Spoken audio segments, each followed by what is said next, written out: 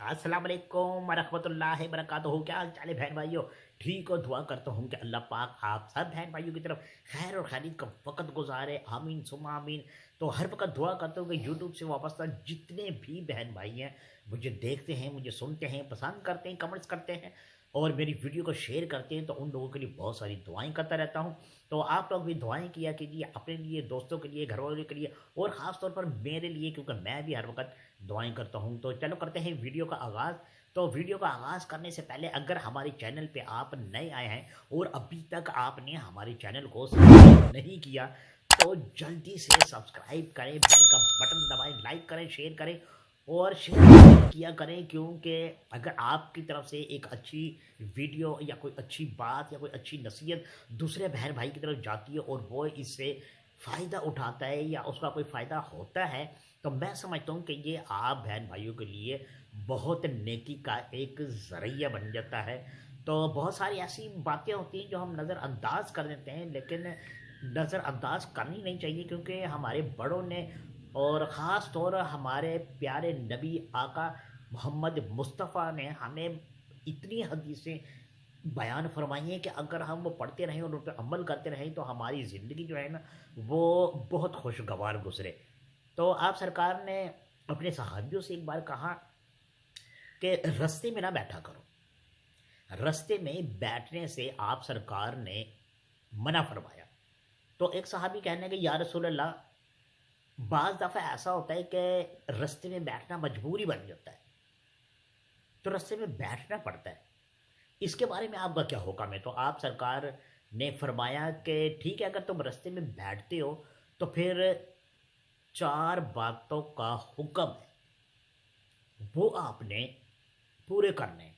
मतलब है कि रास्ते का हक अदा करना है। तो सहाबी कहने लगे, या रसूल अल्लाह, वो कौन सी बातें हैं, वो कौन सा हक है जो रास्ते में बैठकर हमने अदा करना है? तो आप सल्लल्लाहु अलैहि वसल्लम ने फरमाया कि सबसे पहले तो आने जाने वाले को सलाम करो। सबसे पहले तो अगर आप मजबूर हैं, रास्ते में बैठे हैं, तो आने जाने वाले को सलाम करो। इसमें आपका भी फायदा और जो आपको सलाम का जवाब देगा उसका भी फायदा। दूसरी बात, रास्ते में से तकलीफ देने वाली चीज़ों को हटा दो। अगर आप देख रहे हो कि एक ईंट पड़ी है या कोई रास्ते में ऐसी चीज़ पड़ी है कि ठोकर लगने से किसी का नुकसान हो सकता है, कोई गिर सकता है, तो आप उस तकलीफ वाली चीज़ को हटा दो। तीसरे नंबर पे आपने फरमाया कि भलाई का हुक्म दो और बुराई से रोको।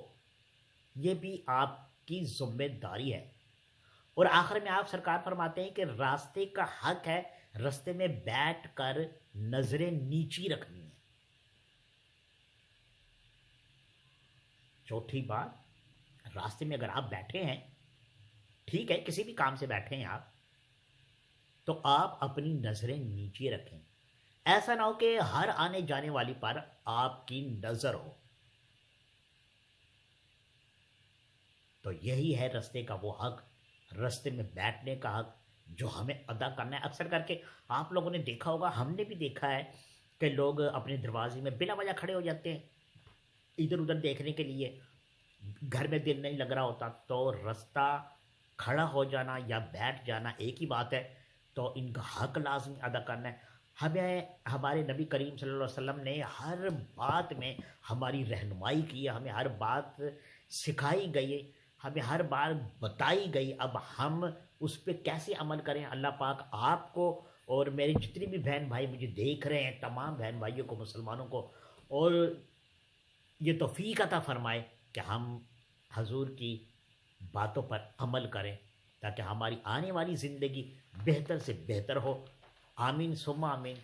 तो अगर ये वीडियो पसंद आई हो तो लाइक शेयर ज़रूर करना, और मैं बहन भाइयों से बार बार गुजारिश करता हूँ कि सब्सक्राइब लाजमी करें।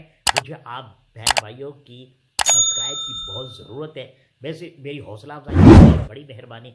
तो मिलते हैं इंशाल्लाह किसी अच्छी वीडियो के साथ दोबारा। जब तक अपना बहुत ज़्यादा ख्याल रखना, दुआओं में मुझे याद रखना। खुदा हाफिज़।